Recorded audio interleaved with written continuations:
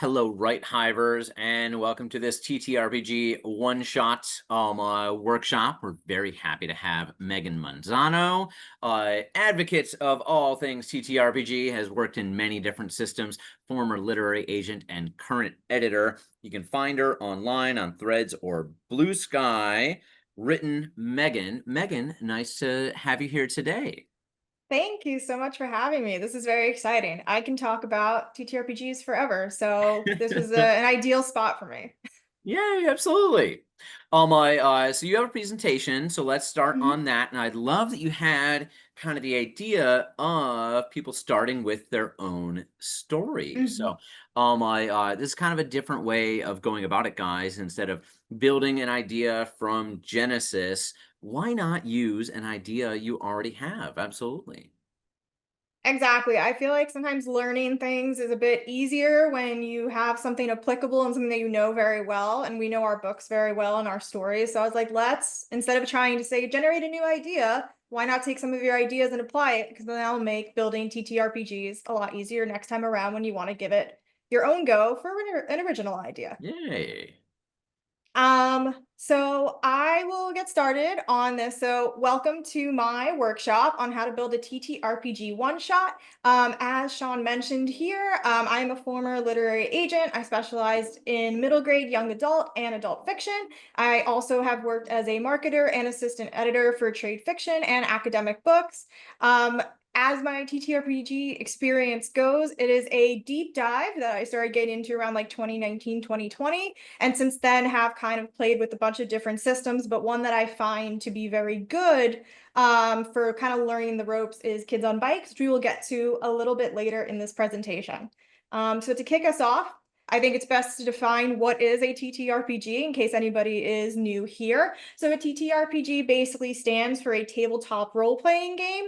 It means usually, as it sounds, playing with a bunch of people on a table with different mechanics, different maybe cards, tokens, figures, boards, maps, whatever you want. But the whole thing is that the whole premise is just this formation, this tabletop formation. It involves oral storytelling, characters, different actions you can take, settings, plot, all of these just spoken aloud instead of written down. Not to say that you won't be writing a ton of stuff down when you prepare, but the main thing here is to just talk with one another.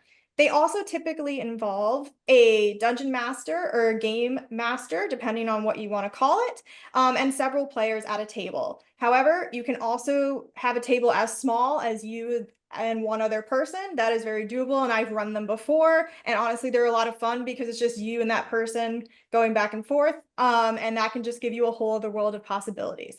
Um, the other thing that they usually have is a set of rules that players need to abide by, aka house rules. So these are going to vary differently by the DM or GM, but usually there are a set of rules that all players have to abide by in order to have like a good session. So that could be anywhere from showing up on time, giving notice if you can't make a session, respecting other players' time at the table, certain homebrewed rules for, say, different tabletop mechanics, and just kind of like the etiquette and way that the DM wants the session to be carried. While you're at the table, the general rule is that the dungeon master has final say in terms of rulings, things that are happening, etc. So this is our setup for what a TTRPG is.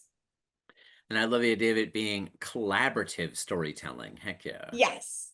Yeah, that's the best part because, I think back to my days of being on Tumblr where you're like talking to a bunch of people and role playing stories here and there. And I loved it so much, but then being able to do it in person makes it more fun because then you just have these like real life, real time reactions. So very fun stuff for TTRPGs.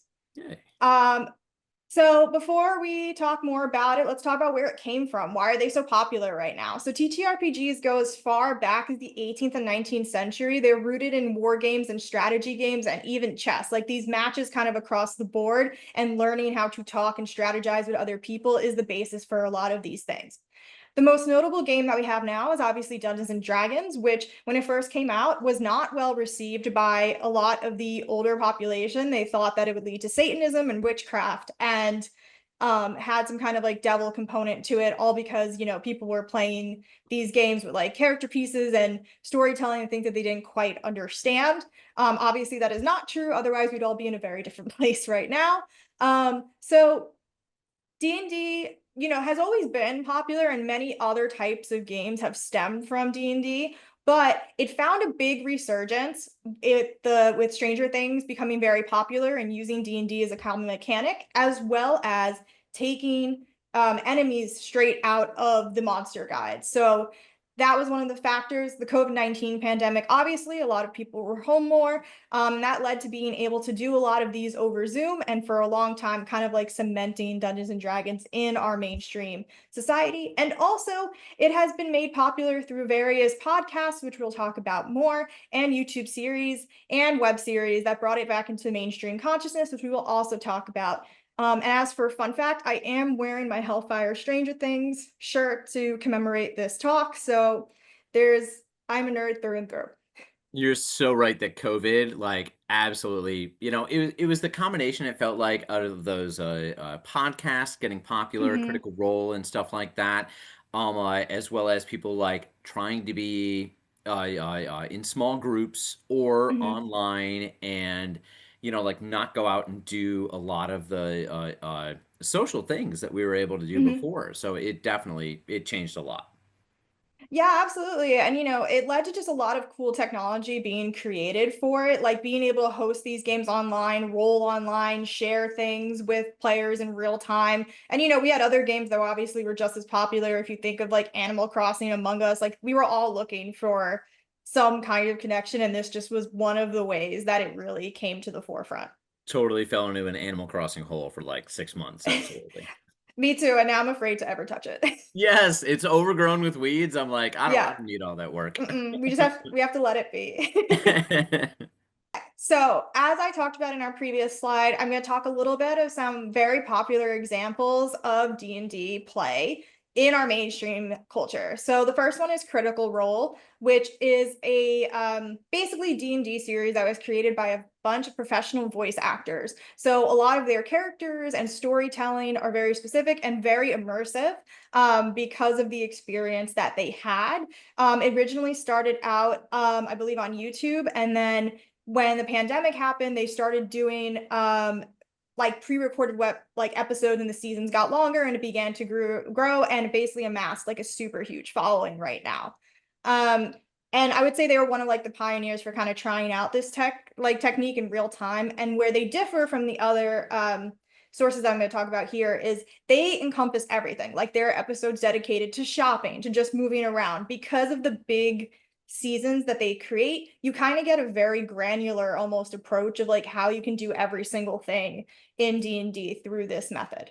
Um, Dimension 20, which is my personal favorite, is from the former people who were in College Humor. It is run by Brennan Lee Mulligan, and he has created a table with a bunch of other people from College Humor, and they do anywhere from 20 episode seasons to 4 episode seasons, encompassing all different systems and styles and players. So their main seasons are full D&D campaign by the full rules of 5e, but then they have smaller seasons that are, say, maybe kids on bikes or meant to be one arc stories. And they have all different types of genres, from magic to noir to fantasy to medieval. Like they have a bunch of things. So I learned a lot of how to play D&D through Dimension 20 because of the variants and because of the accessibility.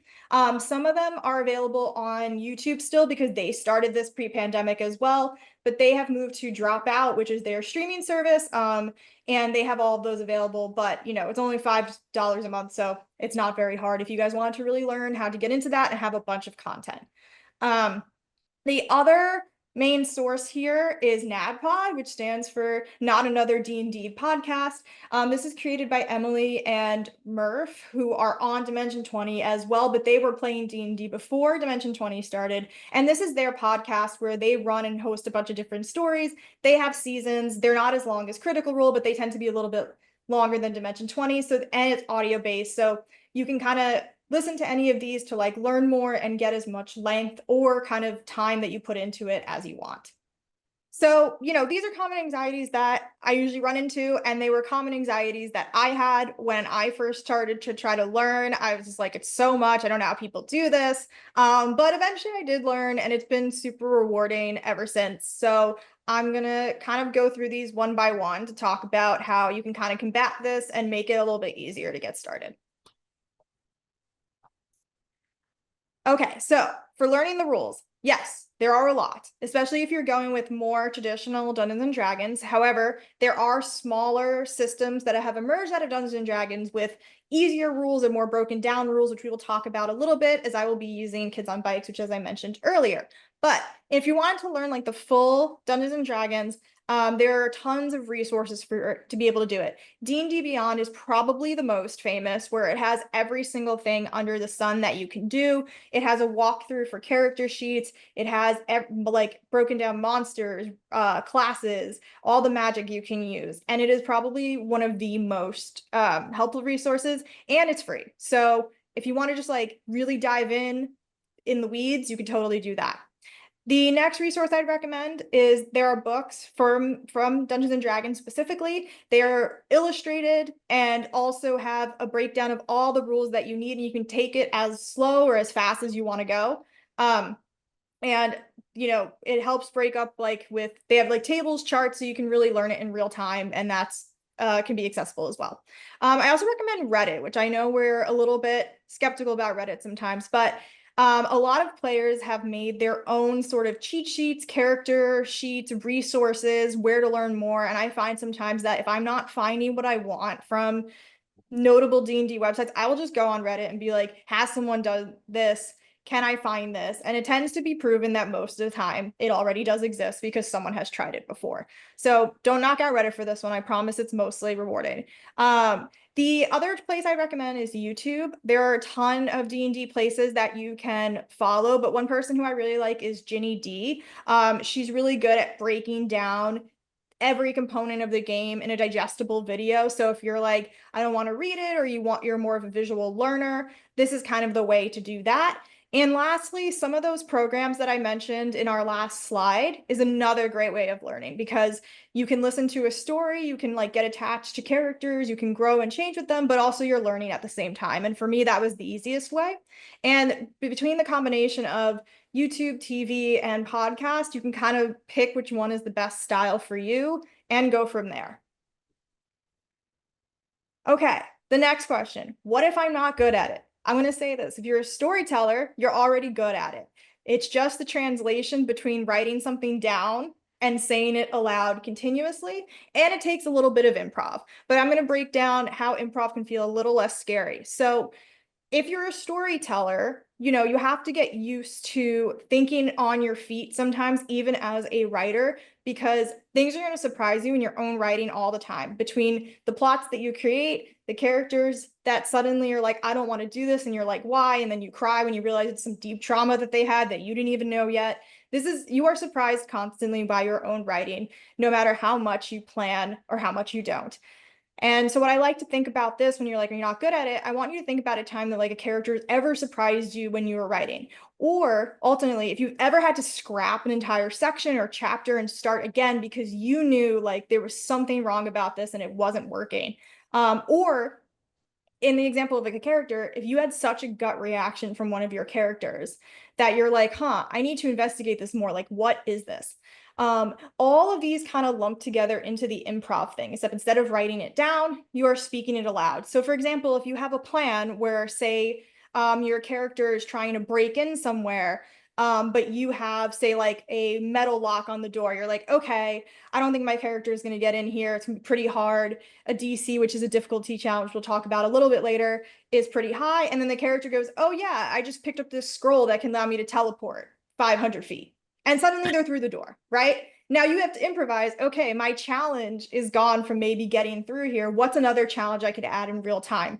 Or what it can be a consequence of them using that spell. Sometimes they're going to give you moments of ingenuity, and that's perfect, and you just got to roll with that. But you as a DM, especially if you've been playing for a while or you're not sure, you can always say, hey, I'm going to get back to you on that. Or We can end the session here if it's been like long enough, and then we'll start up when you have a time to refresh. The thing is, the great thing about TTRPGs, and especially if you're DMing, is you're in control and you can change up and do whatever you want to make sure the story still goes the way it goes and that your players are satisfied. All right, finding your people. This is hard to do, but I promise it's not impossible.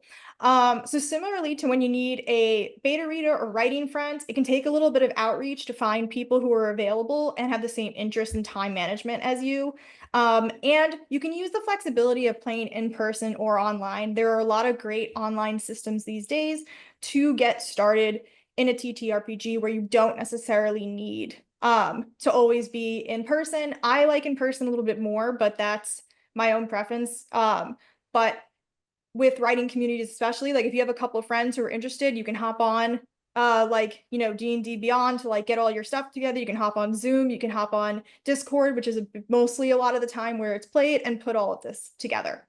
The other thing is, you can control how big or how small you want your party to be. If you want a bunch of people to create that very like traditional space, then you can definitely do that. But if you don't, maybe you're like, you don't have the same outreach, you're not sure where to go, you can play with people in your house if they're interested. You can do it with just like you and say your partner, you and your friend, you and your parent, even your kid, if they're old enough or interested, or even there's enough to run for little kids too. So, you know, with one person, the fun thing about that is you get to very much move through the story a little bit faster, but also be able to deepen certain things like character points or backstories or maybe NPCs that you're really excited about. So size doesn't exactly matter in this case, as long as you have someone who's willing to play with you. And Also, Megan, if I can, yes. oh, sorry, Megan, if I can throw this out there as well. Mhm. If you're interested in starting, like, I mean, D&D, Wizards of the Coast, but also any system usually has pre-made things that are like made for level one characters and stuff. Yes. If you're just, like wanting to dip your toe in it, don't feel bad about, like not writing your own. Mhm. You can use a prepared one so that you just automatically have stuff going, and that'll kind of teach you along the way towards making your own. It gets more interesting as you make your own stuff, but don't feel bad about using the already made stuff, especially for like a box that says, like how to D&D or anything.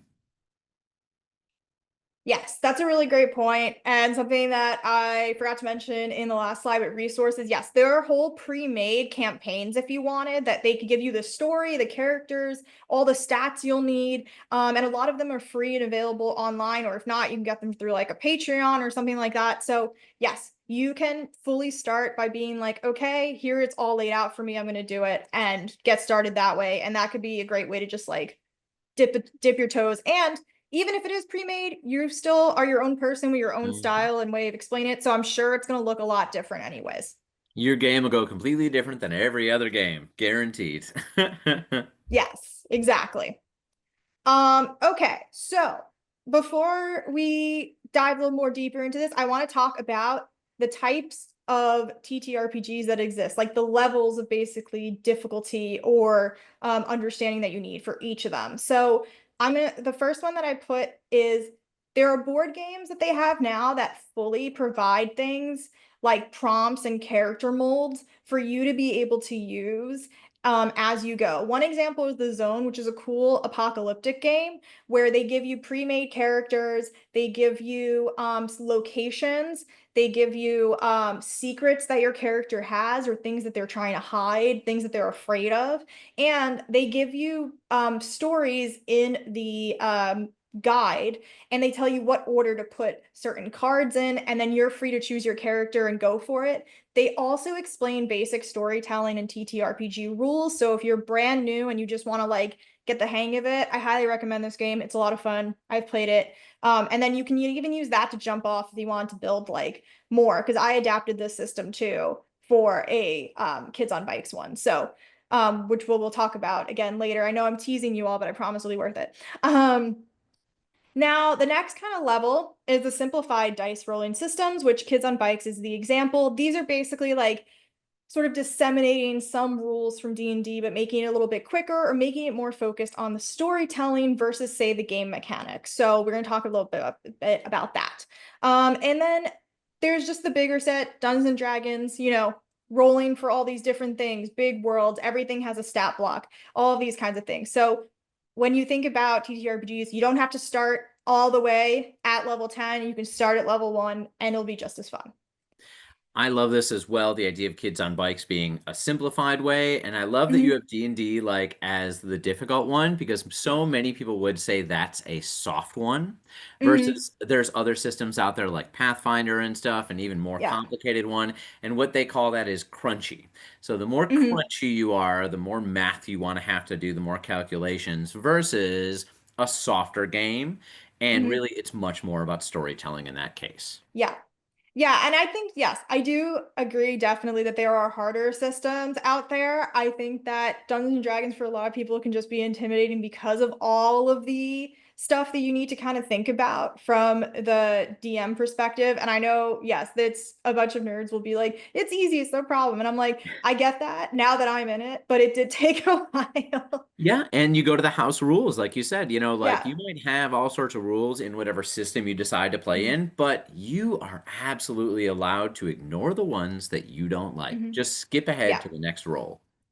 Yes, they have homebrew rules for a reason, which is when you either make them up or change stuff. And if you were to say build a campaign or character in D&D Beyond, there is a little check mark for homebrew rules, so that way it'll override some things in there. So, fun facts for everybody if you are looking to use that.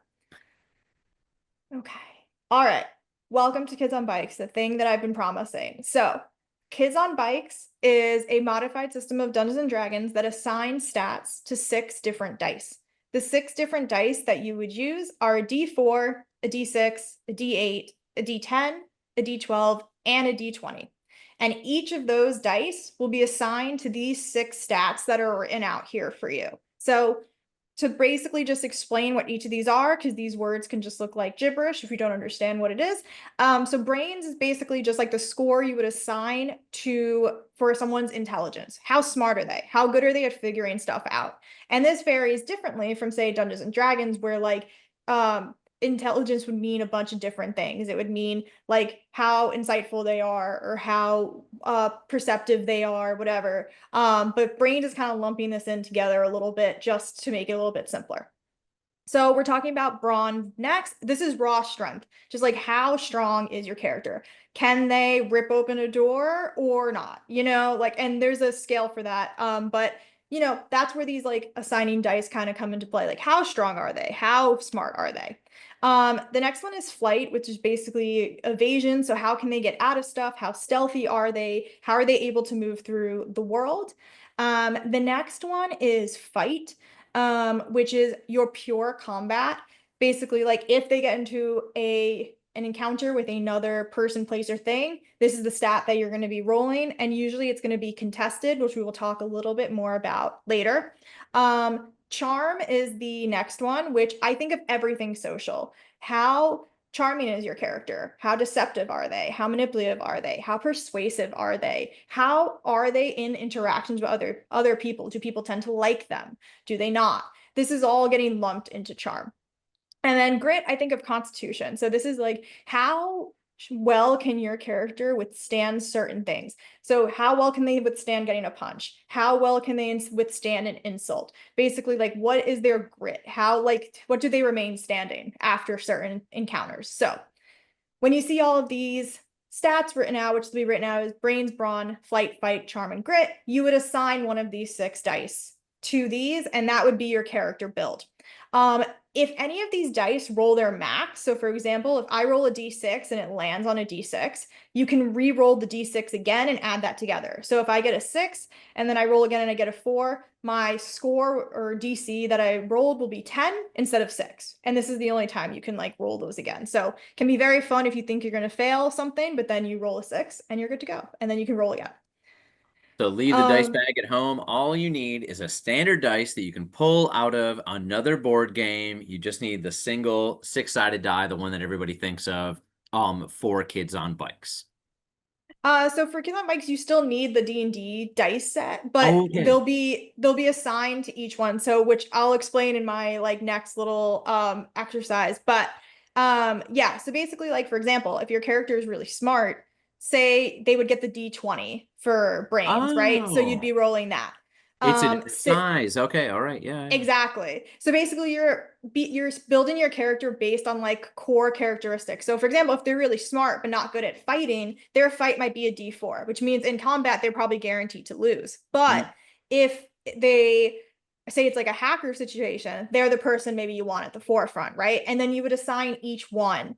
So like for example, brains could be like D20, brawn could be like D10, flight could be like D8, fight could be D4 like we talked about. Maybe they're kind of charming, so that gets a D12, and then grit gets the remaining, which I think is the D6. So that's how you would do that. um and there's a little special rule for kids on bikes, which can be homebrewed as you want, but usually there's a rule where you add like a dice if you think a character is proficient in something. So for example, I will develop a rule where if like a character is proficient, you can add an extra d6 to a roll if you're doing something with that skill. So for example, say you have like a sneaky character and they're like, hey, I want to break into this place. I'll be like, okay, roll say let's say roll brains, but add also a d6 because you're trying to sleuth, right? So this is kind of like a way to make rolls a little bit more equitable if say you don't always have the best stats for them. like automatic inspiration. You got bards everywhere. Exactly. Yes. And again, this will be up to the DM to decide what you want to do and how much you want to add to that. So with that, we will get to our first exercise. I will give everybody 5 minutes to take any character from any story you've ever written and assign your own stats and bonus rule of your choosing. So using these dice here, D4, D6, D8, D10, D12, and D20, you can assign them to these stats and create a bonus rule. And just like that, have created your first character for Kids on Bikes. Awesome. So we're going to take like 5 minutes here, give you guys a chance to look up a story or just think of a story that you've written before. And this doesn't even have to be a character in a fantasy or, sci-fi setting at all. It could be a literary story. It could be a poem. Mm-hmm. And you're just going to kind of set up what you think about this person. What is their strongest characteristic? What would be their weakest, and everything in between? You can even write a couple sentences about why, if that works. Mm-hmm. You can even make one for yourself if you feel like, I don't know what I'm doing. You like, what would you assign yourself, even? Because Oh, I'm sure self that would be fun inserts. too. Mm-hmm. Mm-hmm. Yes.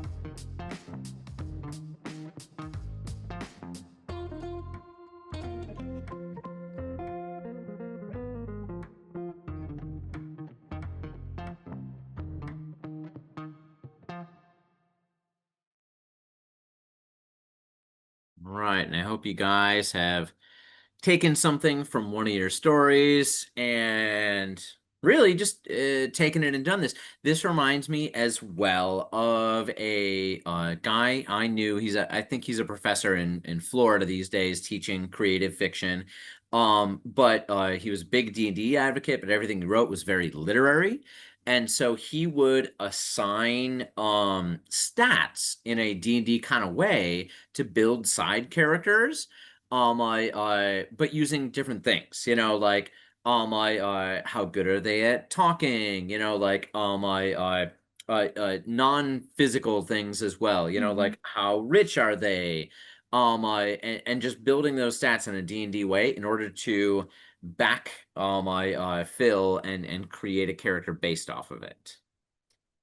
That's a really cool idea because you can think about like using this stuff too. If you wanted to just be like, okay, I need some character, let me think about it, like putting these down of how you think they would be, and then being like, okay, I'll come back to this. That's actually a really cool idea. And you could roll for it too. Like it can be random, Yeah. and all of a sudden that creates something about this character. Oh, he's got a bum leg. I didn't think of that Hmm. before, but he is not very stealthy. Right, exactly. So it gives you just a little bit more freedom to figure things out or just try thinking a little bit out of the box. Heck yeah. All right. I'm very excited to hear more about what everyone did for their characters, especially at the end of the session. But for now, we will continue to my example. Oh, and I'll throw Um, this out there as well and say toss it in the Discord, you guys. yes. Let us know what you're working on. Yes, absolutely. So I did a very basic, just character who's trained warrior in a medieval fantasy setting, just to make it a little bit accessible. So if I think about this character who's been like raised as a soldier his whole life, who's like very aware of like things going on and can just take a lot. This is how I built my stat. So obviously fight had to have a D20 because that would just not make sense. If he's like a trained warrior, he'll know how to fight people. It will be hard to knock him down.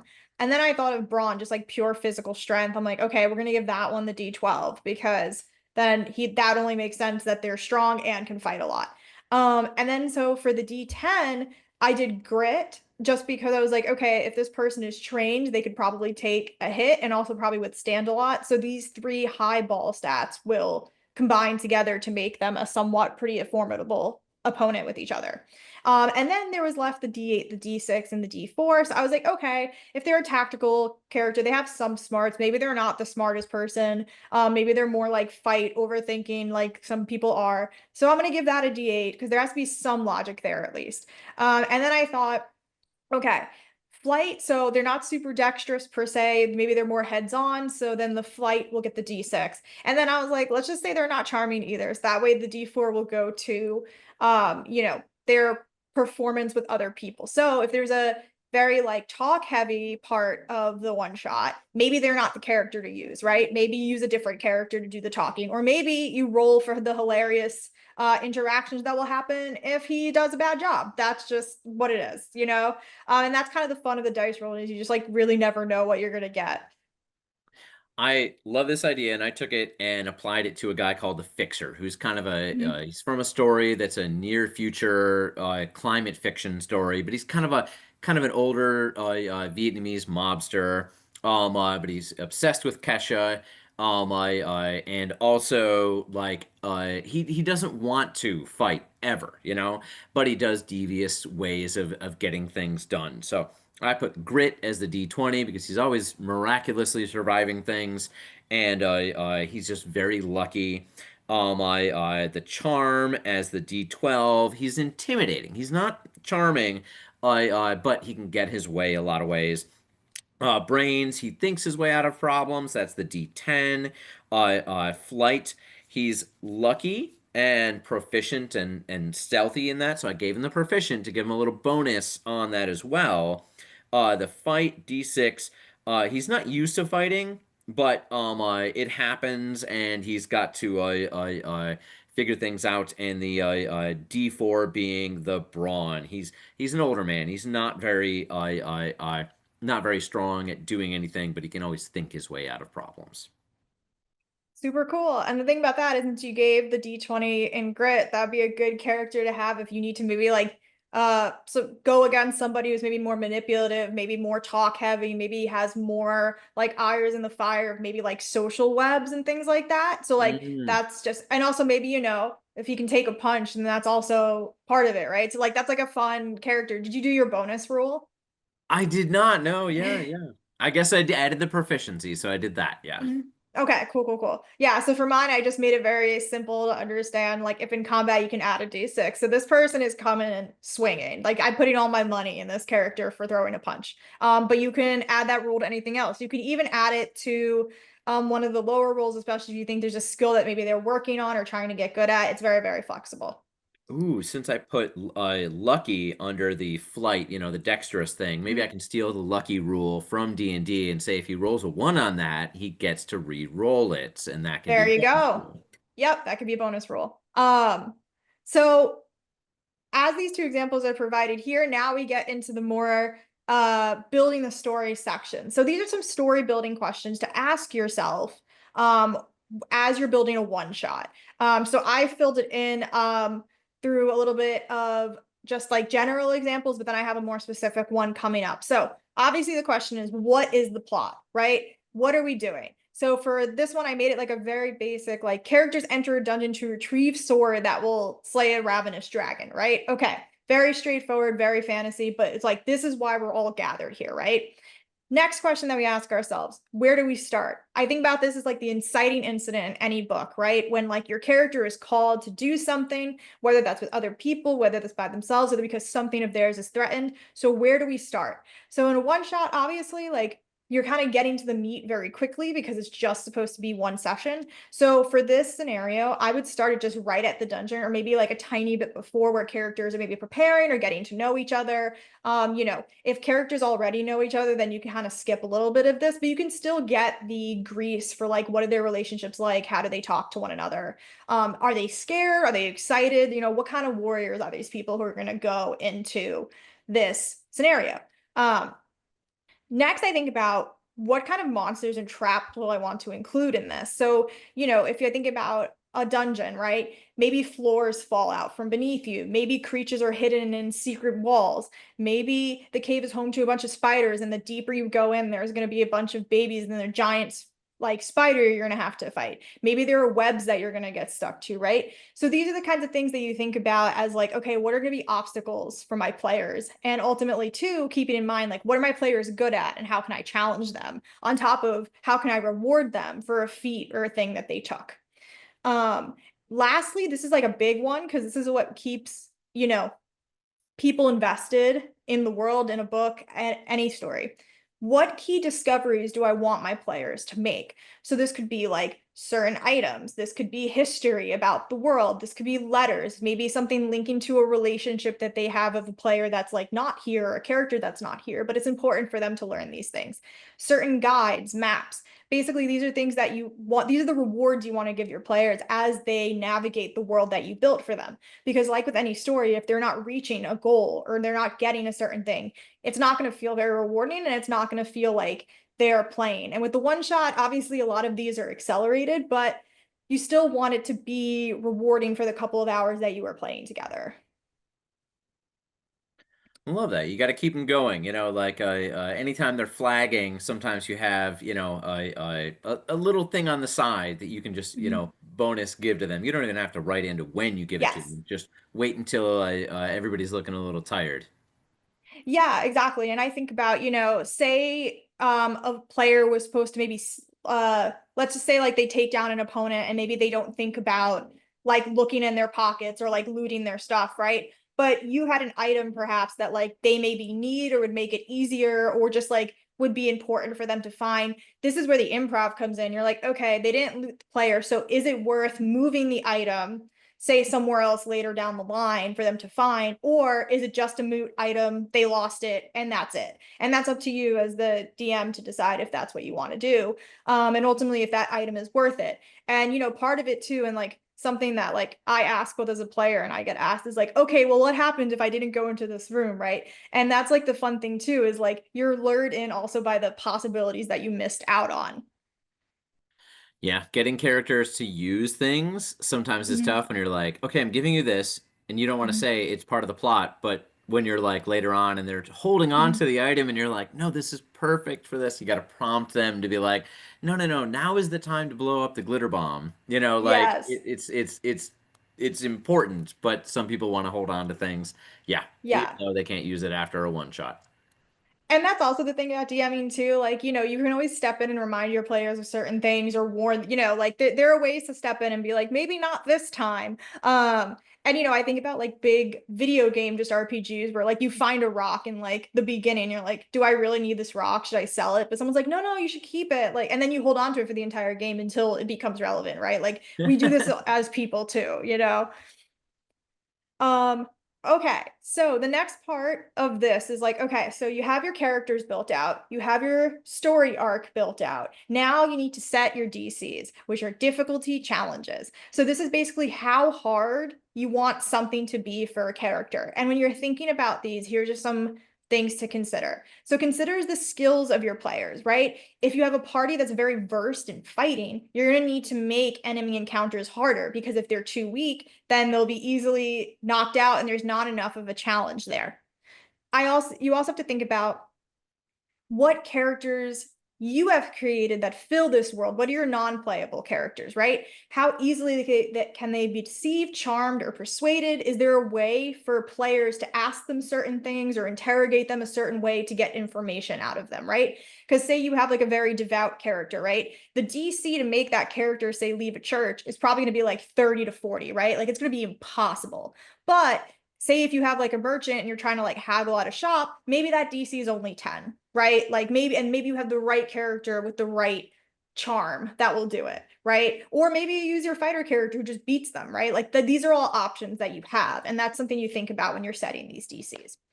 I also think consider the traps that you're trying to make, right? If you have characters that are versed in certain skills like stealth, you can up the challenge or change the things that you're doing to make a player either successfully be able to get through them or make them harder. So you're kind of putting all of this into like a collective picture of like, okay, what is fair and what are the challenging components? What are the easy ones, right? Like if your character's really strong and they have to kick through a door, that DC is maybe like 4, right? Like, it's not going to be that hard, right? So these are the things that you kind of think about as you are building the game.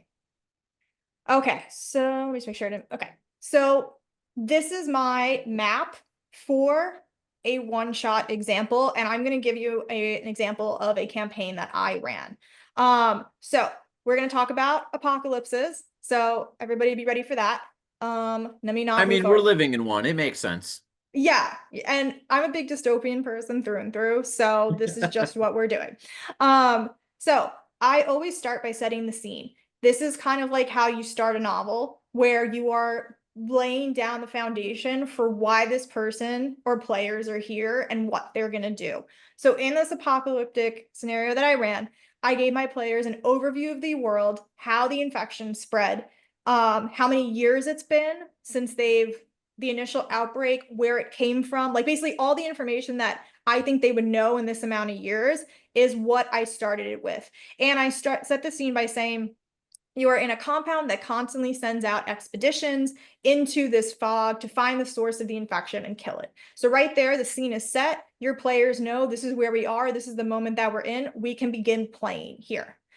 The next step is have your players interact and prepare. So my players, they wanted to gather supplies, they wanted to talk to people at the compound, and they had an NPC wind up joining them on the battle saying they want to help fight, right? So this is kind of, again, when you're leading up to that like inciting incident, right? Of like, okay, your character in your novel would talk to somebody, whether that's their sibling or friend or whatever. They would like gather supplies or do their schoolwork, or, these are all these things that can be very applicable from your own novel. I would say like setting the scene and having players interact and pair are like your chapters 1 through 3, right? Like this is what you're building towards. And an Um, NPC can definitely get a lot of that expo out there. yes. They can be you as the DM, like taking on a voice and explaining things to the Mm-hmm. characters. Exactly. And just like you would in a novel, right? Your characters don't know everything. They need someone to explain stuff to them eventually. So yes, absolutely. That's what NPCs are very good like that. So next, your players begin to move around the world. They have all the tools to get started, right? So I set up this thing where players, as they were moving through the world, going towards the fog, they encounter a note from a previously deceased exposition that has a map and notes of things that they saw. They get a choice between going deeper into the fog on the path that they have been told to go on, or going towards a hospital where, like, this expedition had said, oh, hey, something's weird about this hospital. But they never made it there, right? They're all dead, right? So now you as the player are like, oh, well, now I have a choice. Like, do I continue on the path, or do I, um, continue onward, right? Like, that's kind of what you're doing. And then as they continue on, they begin to suspect that this companion that came with them is now not telling the truth. So now they have to, like, um, roll to maybe figure out if they think they're lying, or try to prod them, right? Now, these are the choices that you give your players to now make in real time.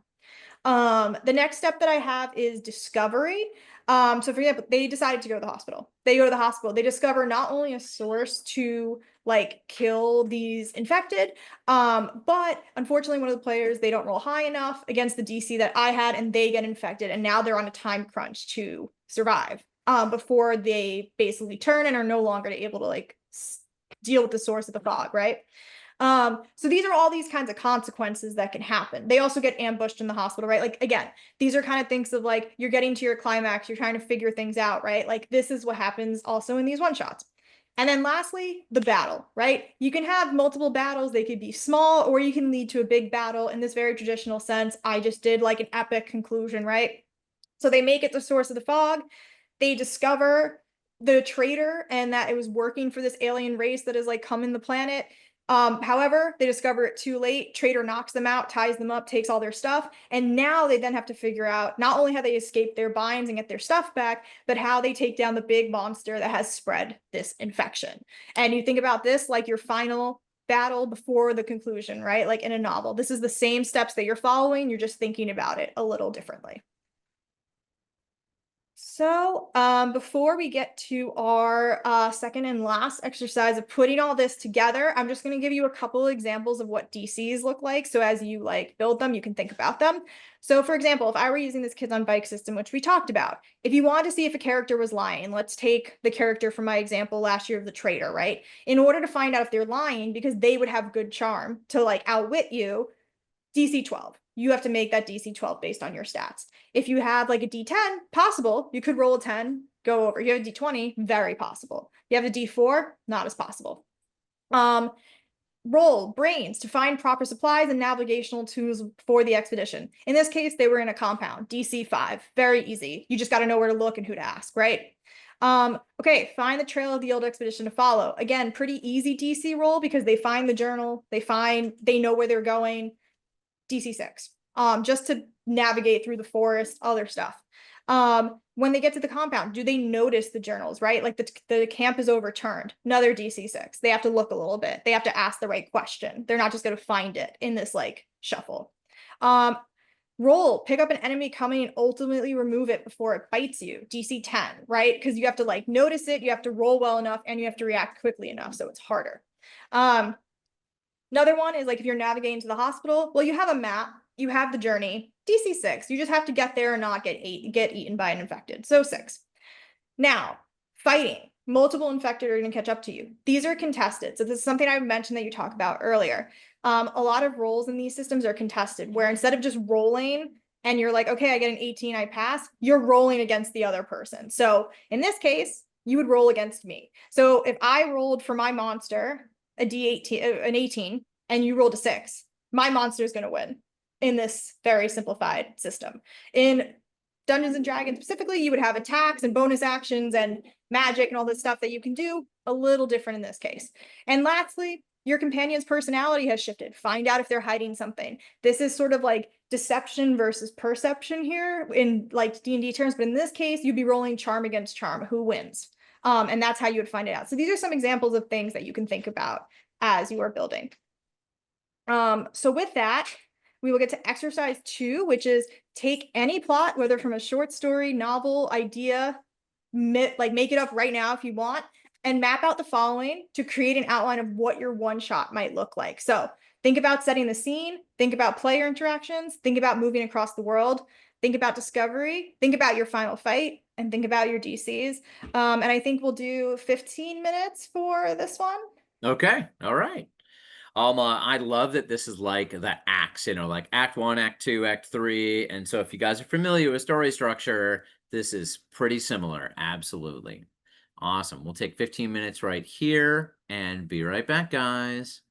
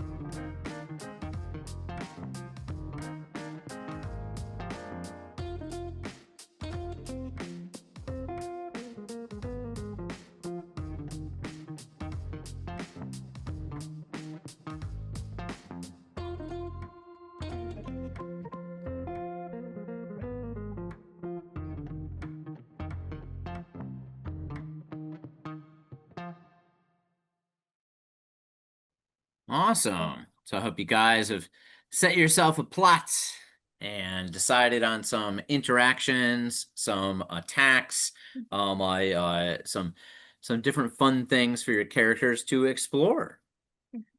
Yes, I'm very excited to hear all about it. Doing the TTRPG creation and then being able to hear about it and see people get excited about it is one of my favorite parts of it. So I'm very excited to chat with you all. Heck yeah. Open the Discord, drop your ideas, what you guys are working on, any questions you have along the way as Mhm. well. And after the presentation, Megan will be there to talk about it for you with you guys. Absolutely. All right. So we went through a lot of stuff and we went through basically what are TTRPGs, what are some anxieties that you may have, how you can overcome them, ways that I sort of build and set my one shots and how you can do the same for yourself and the stories that you work on.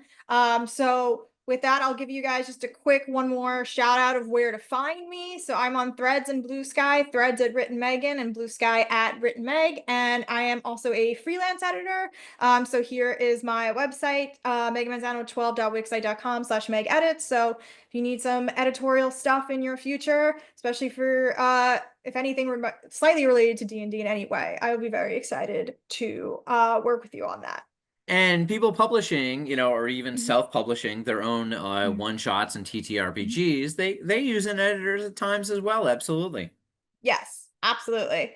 Um, so with that, we will move to our Q&A session, but I don't want you guys to stop working on your outline if you haven't finished yet, or if you're jotting down some other characters, please feel free to do that. Remember, at the end of the day, like pulling from your stories as an example is a great way to just get started. And then once you have the rules and you're up and running, you can build an entire world that's definitely just for a TTRPG. And I'm curious if anyone tries it out, like how that looks different from their writing process. Because, when you're writing a full book or like a full story or something, you're like, okay, there's a lot of things to figure out and I have to make sure the paragraphs sound good. But when it's more of just an oral form of storytelling, there's a lot more you can improv or you can leave up to interpretation or for your players to find out. So I'll be hanging out in the Discord for most of the day. So feel free to chat with me there. Thank you so much, guys. Thank you, Megan. Thank you. This was so much fun. I could talk about this forever, but I had a time cap. So Awesome. We'll talk to you more in the Discord. Absolutely. Thank you so much, y'all. thank you, everyone.